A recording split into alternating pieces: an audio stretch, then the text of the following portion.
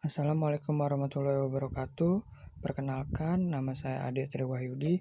Kali ini saya akan mempresentasikan makalah saya yang berjudul Pancasila sebagai Dasar Negara Republik Indonesia.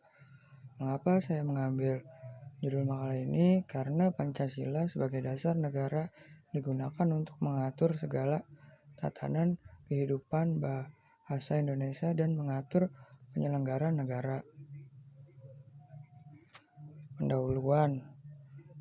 Latar belakang Pancasila secara etimologis berasal dari bahasa Sangsekerta. Panca yang artinya adalah 5 dan sila yang berarti prinsip atau asas. Pancasila merupakan rumusan dan kehidupan berbangsa dan bernegara bagi seluruh rakyat Indonesia. Pancasila juga merupakan buah pikiran musyawarah dan mufakat yang dilakukan para tokoh penting pada masa perjuangan kemerdekaan. Dalam Pancasila ada 5 sila atau pedoman yang perlu diketahui. Kelima prinsip yang ada pada Pancasila tersebut kali pertama dicetus oleh Presiden RI Soekarno pada 1 Juni 1945. Adapun 5 prinsip yang dijadikan sila dalam Pancasila tersebut ialah ketuhanan yang Maha Esa, kemanusiaan yang adil dan beradab, persatuan Indonesia, kerakyatan yang dipimpin oleh hikmat kebijaksanaan dalam permusyawaratan perwakilan, dan keadilan sosial bagi seluruh rakyat Indonesia. B. Rumusan masalah. Setelah menyusun latar belakang makalah, saya memiliki beberapa rumusan masalah yang relevan untuk dibahas dalam makalah ini, yaitu 1. Memahami bagaimana konsep negara, tujuan negara, dan urgensi dasar negara. 2. Mengapa Pancasila diperlukan dalam kajian sebagai dasar negara. 3. Bagaimana sumber yuridis, historis, sosiologis, dan politis tentang Pancasila sebagai dasar negara. Pembahasan A. Menelusuri konsep negara, tujuan negara, dan urgensi dasar negara. 1. Menelusuri konsep negara. Apakah Anda pernah mendengar istilah Homo faber dan Homo socius, Homo economicus, dan istilah dari zoon politicus? Istilah-istilah tersebut mengisyaratkan bahwa interaksi antara manusia dapat dimotivasi oleh sudut pandang, kebutuhan, atau kepentingan masing-masing. Akibatnya, pergaulan manusia dapat bersamaan atau sejalan, berbeda, atau bertentangan satu sama lain. Bahkan meminjam istilah Thomas Hobbes, manusia yang satu dapat menjadi serigala bagi yang lain. Oleh karena itu, agar tercipta kondisi yang harmonis dan tertib dalam memenuhi kebutuhan, dalam memperjuangkan kesejahteraannya, manusia membutuhkan negara. 2. Menelusuri konsep tujuan negara.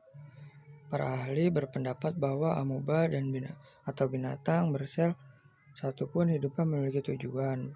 Apalagi manusia pasti memiliki tujuan hidup. Demikian pula suatu bangsa mendirikan negara. Pasti ada tujuan.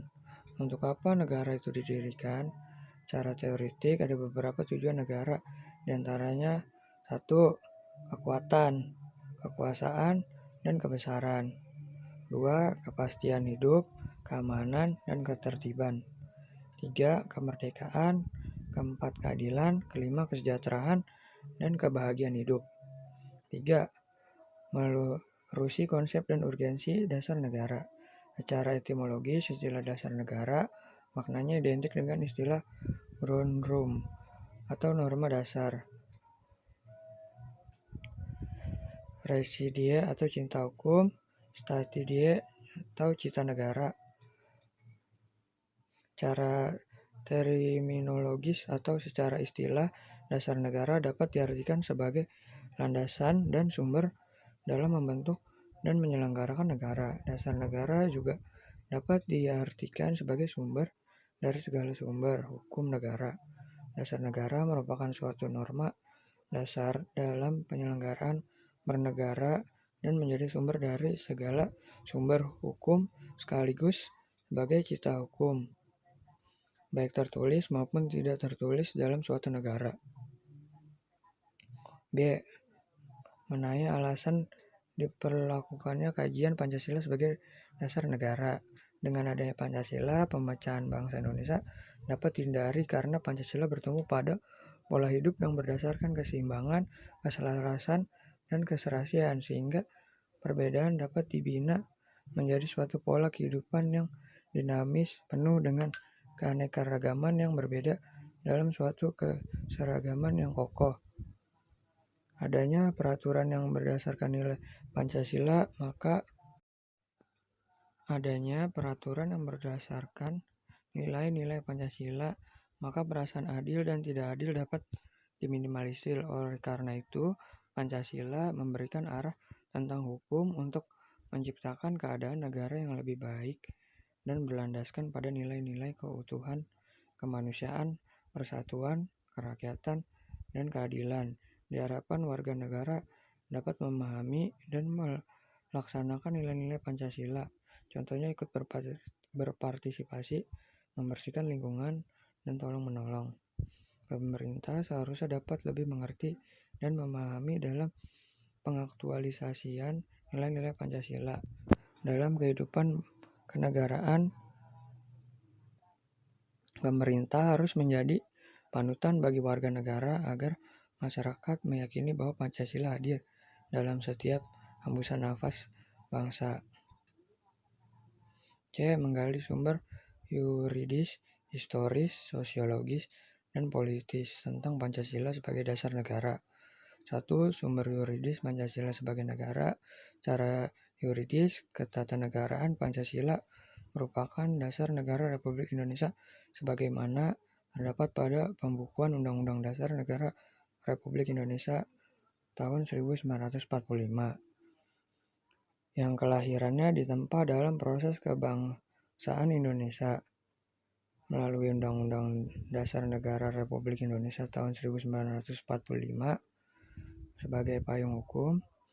Pancasila perlu diaktualisasikan agar dapat dalam praktik berdemokrasinya tidak kehilangan arah dan dapat meredam konflik yang tidak produktif.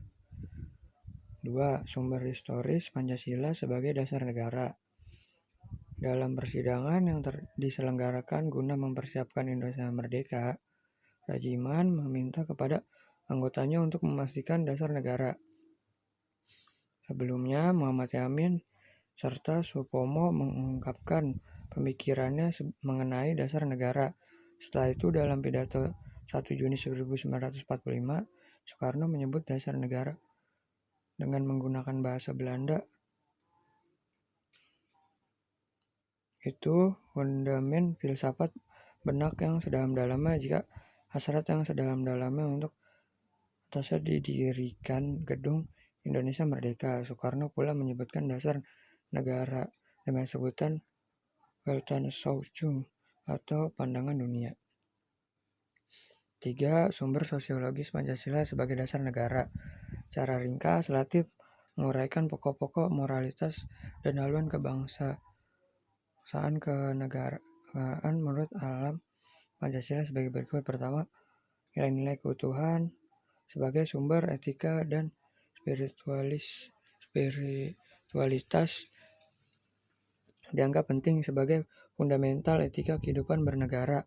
Kedua, nilai-nilai kemanusiaan universal yang bersumber dari hukum Tuhan, hukum alam, serta sifat-sifat sosial dianggap penting sebagai fundamental etika politik kehidupan bernegara dan dalam pergaulan dunia. Ketiga, nilai-nilai etis kemanusiaan harus